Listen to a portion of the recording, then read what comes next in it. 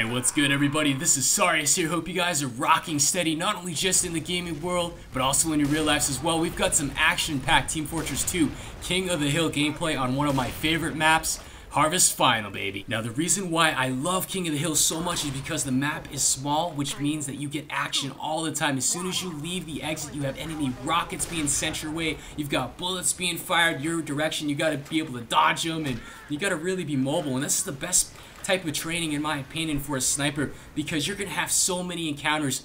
The biggest thing, some of my best coaches in Counter-Strike used to be like, yo, if you want to do anything, Sarius, you got to go ahead and increase the number of encounters you get with human opponents. So the best way to do this is to get maps where enemies are going to be super close by. You've got a lot of areas that they can pop out from, and you can be able to engage them. Now, that spy got a huge edge on me. He was pretty much blindsiding me, but putting rounds in me with the Ambassador.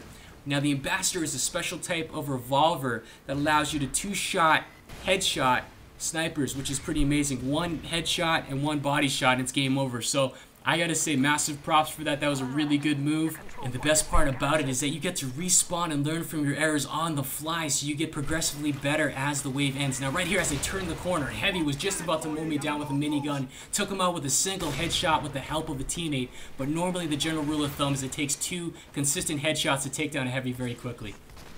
Now, this is the #1 tip that I can provide you snipers out there that want to increase your level of skill. You got to get up in the enemy's face. You got to be like a tiger, a shark. Get out there and just be relentless, man. And even though you're going to die a lot more, I guarantee you're going to die so much more. But every single encounter that you have is going to be a much higher quality encounter where you're actually going to learn something from how you died. See, that's the biggest thing. A lot of people get mad when they die. They're like, oh, man, really?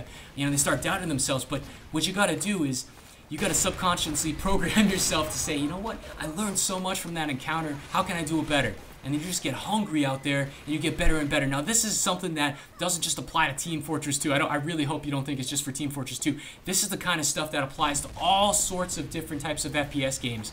And this is really the type of mentality that you need even as like a professional level FPS gamer. That's what these guys do every single day. They train themselves and they put themselves in these goofy situations, you know, where they have to maximize their shot angle.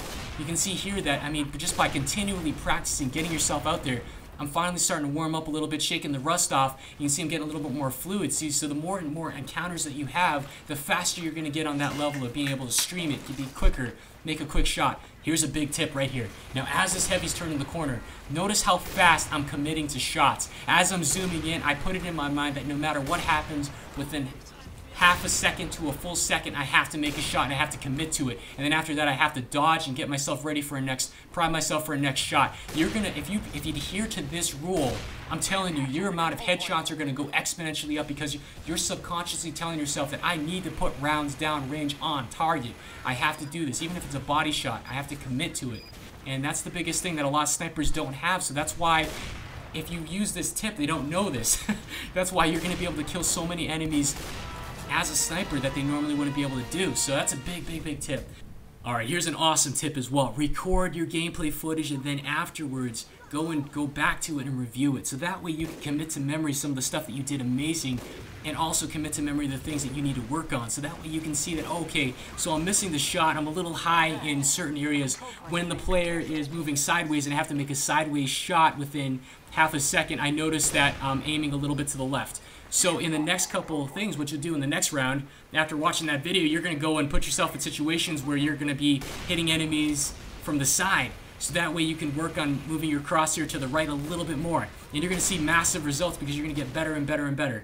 So that's another tip. One thing as well is you don't want to be afraid to try crazy shots that you don't feel comfortable with. Because the #1 thing about this game and Team Fortress 2 as a platform is it gets you a really good way to be able to practice repeatedly and continually put rounds down range in an environment where you can learn. So every 1,000 rifle rounds that you shoot from your sniper rifle in this game, you're going to become that much better.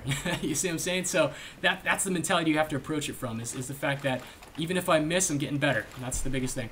Now, as we are closing the match out, you can see Red Team just has an enormous dominant position here on the control point. We have easily 5-6 friendlies here holding the point.